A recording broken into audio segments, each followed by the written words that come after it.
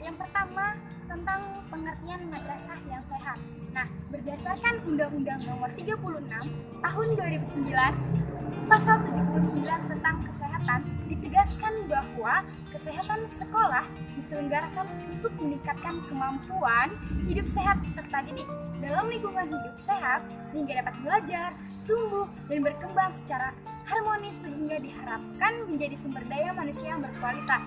Nah, madrasah adalah tempat pendidikan yang memberikan pendidikan dan pengajaran yang berada di bawah naungan Departemen Agama. Sedangkan sehat itu sendiri adalah keadaan yang sempurna, baik fisik maupun mental, sosial, dan lainnya. Tujuan madrasah yang sehat. Yang pertama, meningkatkan pengetahuan. Yang kedua, meningkatkan peran dan aktif. Yang ketiga, memandirikan setiap peserta didik, guru, dan masyarakat yang ada di lingkungan sekolah agar dapat hidup sehat dan bersih. Madrasah yang sehat mempunyai fungsi, yaitu mewujudkan madrasah yang memiliki budaya kehidupan yang sehat, yang mampu dan terampil melakukan tindakan atau perhatian dalam rangka membentuk perilaku hidup sehat dalam melaksanakan program kerja UKS, yaitu pendidikan kesehatan bersih. Untuk mengamalkan madrasah yang sehat itu mempunyai beberapa manfaat. Yang pertama itu meningkatkan kesehatan dan tidak mudah sakit. Yang kedua, meningkatkan semangat belajar bagi peserta didik. Yang ketiga, meningkatkan citra sekolah yang positif. Yang keempat yaitu mempunyai lingkungan madrasah yang sehat dan bersih. Dan yang terakhir itu dapat mencontoh perilaku hidup sehat, bersih yang diterapkan di lingkungan sekolah. Selanjutnya, madrasah yang sehat. Ini landasannya saya ambil dari Undang-Undang Nomor 36 Tahun 2009 Pasal 79 tentang kesehatan yang ditegaskan bahwa kesehatan sekolah diselenggarakan untuk meningkatkan kemampuan hidup yang sehat peserta didik dalam lingkungan hidup sehat sehingga dapat belajar, tumbuh, dan berkembang secara harmonis sehingga diharapkan menjadi sumber daya manusia yang berkualitas. Madrasah yang sehat. Nah, ruang lingkup UKS ini terdiri dari 3 program yang disebut dengan Trias UKS. Yaitu yang pertama itu mengenai pendidikan kesehatan. Nah, pendidikan kesehatan merupakan upaya memberikan bimbingan kepada peserta didik untuk meningkatkan pengetahuan, kemampuan, dan keterampilan peserta didik dalam melaksanakan perilaku hidup sehat, bersih, agar dapat tumbuh dan berkembang dengan baik. Selain di bidang kesehatan peserta didik juga dibina dalam bidang kesehatan lingkungan yang merupakan bagian yang sangat mempengaruhi pembentukan pribadi peserta didik. Dan yang kedua yaitu mengenai pelayanan kesehatan.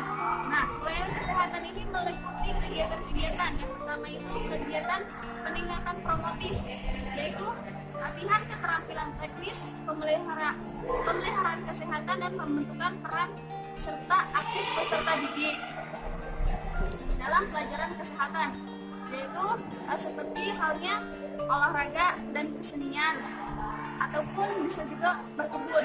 Nah, yang kedua itu pembinaan sarana lingkungan sekolah, yang itu seperti halnya lingkungan sekolah seperti kantin, lingkungan sekolah yang terpelihara, dan yang ketiga pembinaan keteladanan berperilaku hidup sehat.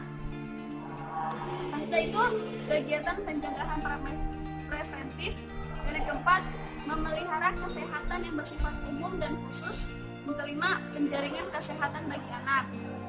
Yang ketiga yaitu dari Trias UKS, yang ketiga yaitu mengenai pembinaan lingkungan sekolah sehat. Nah, jadi pembinaan lingkungan sehat ini merupakan salah satu unsur yang paling penting. Kriteria madrasah yang sehat. Yang pertama, program pendidikan dan pelayanan kesehatan. Yang kedua, makanan yang sehat. Yang ketiga, pendidikan olahraga. Yang keempat, pendidikan mental. Yang kelima, program lingkungan sekolah yang sehat dan aman. Ciri-ciri madrasah yang sehat. Yang pertama, adanya mencuci tangan. Yang kedua, kuku yang bersih dan pendek. Yang ketiga, buang air besar dan air kecil menggunakan WC yang bersih.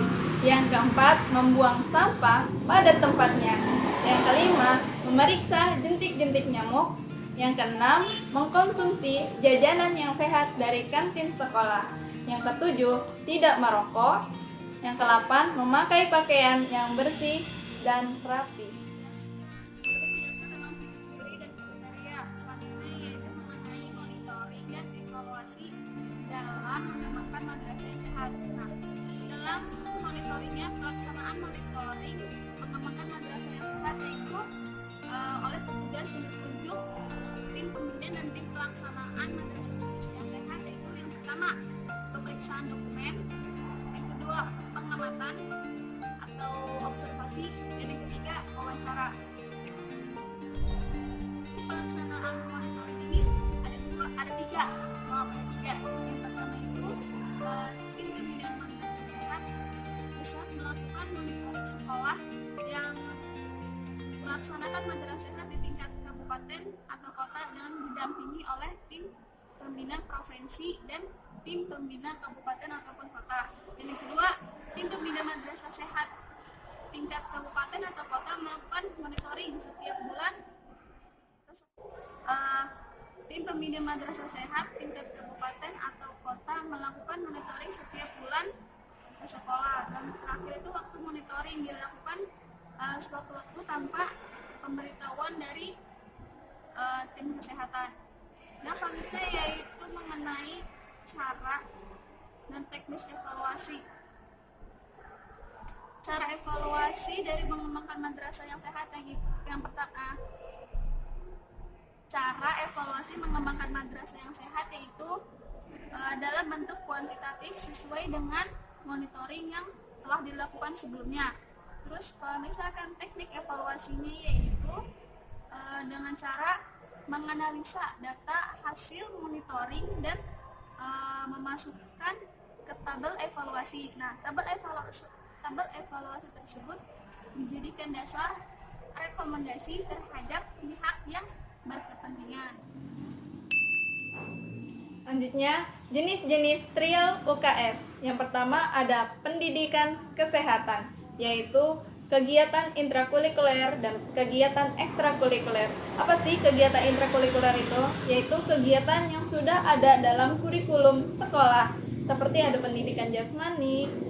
Nah, itu. Selanjutnya ada kegiatan ekstrakurikuler, salah satunya adanya ekstrakurikuler seperti UKS, kayak gitu kan, ada kegiatan UKS. Dan yang kedua adanya pelayanan pendidikan seperti kegiatan peningkatan kesehatan, terus kegiatan pencegahan, dan kegiatan penyembuhan serta pemulihan. Yang ketiga ada pembinaan lingkungan yang sehat. Nah, pembinaan lingkungan yang sehat ini ada secara mental dan secara fisik. Kalau secara mental itu yaitu antara peserta didik, guru, dan yang ada di sekolah tersebut, lingkungannya, hubungannya. Dan kalau yang secara fisik yaitu bangunan-bangunan yang di sekolah, baik di ruang kelas, taman, kamar mandi, dan lain sebagainya. Yang ke-10, faktor yang mempengaruhi. Kesehatan merupakan hasil interaksi dari beberapa faktor. Ada 2 faktor. Yang pertama, faktor dari internal dan faktor eksternal. Kalau faktor internal itu dari dalam diri manusia, terdiri dari faktor fisik dan psikis. Kalau faktor eksternal itu dari luar diri manusia, terdiri dari beberapa faktor antara lain sosial, budaya, masyarakat, lingkungan fisik, politik, ekonomi, dan pendidikan. Yang ke-11, yang terakhir, masalah dan solusinya.